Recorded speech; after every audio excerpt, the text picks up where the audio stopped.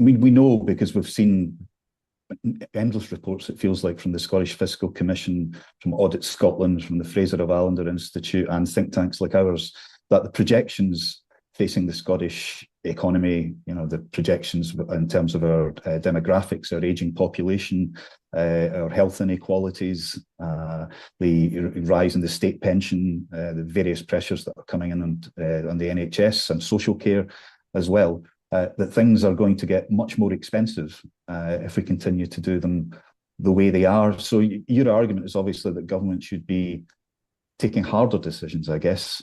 Can't do everything, shouldn't do everything, and should be spending less than it is at present, maybe bringing income taxes down, whatever. Where would you start if you were First Minister at the moment? Where do you think you could see savings? We just saw Reform go into the Kent Council in England, set up their own Doge, and they've come out saying, oh, it's much harder than it looks to actually cut spending. We're going to put council tax up by 5%. There is that thing about cutting spending that we've always talked about it in Britain. Conservative governments have always talked about it. They haven't actually very often done it. Even under Thatcher, I think, the public size of the state rose key times. I know, and this is the conundrum of democracy: is how do you get elected to say to people we're going to cut back and increase what we're spending, right? This is the doom loop. I think that within Holyrood, in a way, because there's not the full spectrum of taxpayers, there's very specific ones that we can move. Let's do an experiment and move them.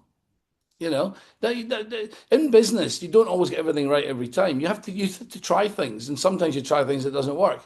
But I think we could move some levers to create a culture of entrepreneurship in Scotland that makes people think, they get better educated, they come out of work, they want to set up their own company, they want to create wealth.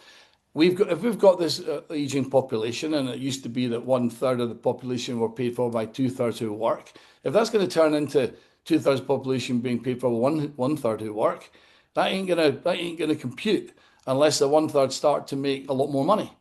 And can we persuade some of the 2/3 back into the workplace to help them make money, right? So I think our whole focus should be about how do we create wealth? How do we create money to pay for these services?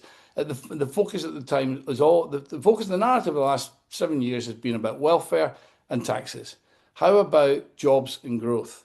And thinking about how do we create an environment that allows a stronger economy, because that will pay for all the things that we want. If we can create a stronger economy, and so there are levers that can be pulled on tax, on incentives. I would pull them and get on with it, actually.